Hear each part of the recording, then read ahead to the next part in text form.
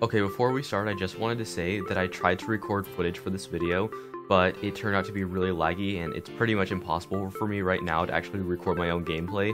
So I'm using other people's gameplay right now, so sorry for that. Here's all of the people that I have to give credit to for the gameplay. With that said, enjoy the video. Hello everyone, and welcome to another Geometry Dash video, and in this video I'll be going over top 10 overrated creators in Geometry Dash. When I say overrated, it doesn't mean that these creators are terrible people. The only thing I'm saying about them is that their levels don't deserve as much fame as they do right now. Also, many of these were around the time of Geometry Dash World, so there are a ridiculous amount of generic levels to play, so sorry if I say the word generic or gauntlet too much. Oh, and one more thing, I just got a boom arm for my mic, so my mic is positioned much closer to myself, so it should sound more clear. Anyways, let's just start this top 10. Number 10, Sir Hadouken. Sir Hadouken is a creator with 93 creator points. His first feature was in early 2.0, but his career peaked in late 2.0 and early 2.1, the time when Geometry Dash World was a thing. The reason why I put Sir Hadouken on this list was because he didn't put too much effort in most of his levels. All of his levels had good gameplay but not much decoration. Many of these levels ended up getting epic rankings because of how generic they were, and we all know how biased RobTop is because of this. But what pissed me off even more was his level Chambers. It was a pretty simple and easy gray level with actually pretty good block design, but that level was the first level in the bonus gauntlet, giving it even more exposure than it needs. Currently that level is at over 5 million downloads. Anyway, so moving on. Number 9, Furtive Funky. Now Furtive Funky isn't as well known as the other people I'm going to mention, but he's another effortless level creator. All of Furtive Funky's levels have almost no air decoration, and they always have a secondary color somewhere. His levels have mediocre gameplay, and some of them are quite buggy, so it's pretty obvious that he rushes out his levels. His most famous level is Traction, but the only reason why that's well known was because it was in the Demon Gauntlet. Come on, RobTop, there are other Demon levels out there. Like, remember that Masterpiece level that just came out? Yeah, I'm talking about Generation Retro. Number 8, Torch121. Torch121 is another generic level creator with 33 creator points. Like Sir Hadouken, his levels don't require as much effort as, say, Optical or someone like that. His gameplay, for the most part, is mediocre. There's nothing special about it. But what makes me put Torch into this list was 1, how he copies stuff from other people such as the Izhar face, and 2, he like bots for more attention. If you look at the recent level of his likes are almost half as much as his downloads. Like, why would you hack to give your level exposure? Like, it would probably get featured anyways. Number 7, GD Jose. Now this one is a bit interesting. GD Jose is a creator with 56 creator points, but his levels aren't in the simple style we're used to. He uses his own style, but the problem with that is that he always uses it, so every single level looks almost exactly the same as the others. He's most known for his official level remakes. He remade Theory of Everything, Hexagon Force, Clutterfunk, and Electroman Adventures. Now, note that none of the gameplay is his, and RobTop still seems to love these. Speaking of gameplay, the gameplay in every Jose level also seems to look the same. Another thing to note was that 2 of his levels, Danger Zone and Fear Zone, were featured in the gauntlets and gained a lot of fame. Number 6, Burcu. Burcu really isn't that bad. Actually, none of the creators I mentioned so far are that bad.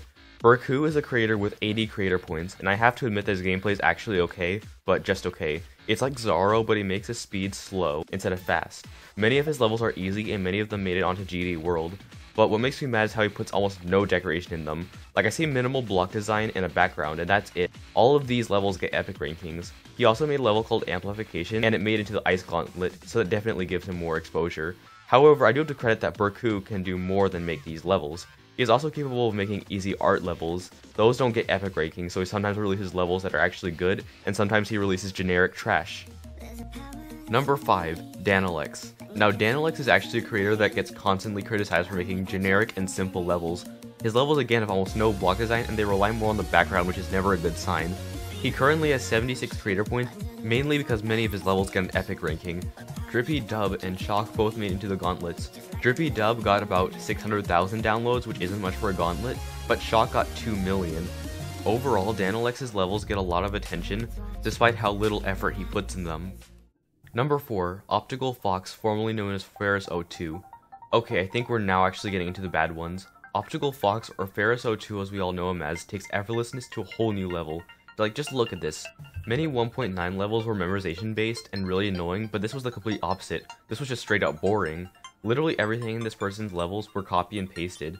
Everywhere from the half-decent effects for its time to the gameplay to really everything. Despite the person's effortlessness, he only gained 18 creator points, the lowest on this list.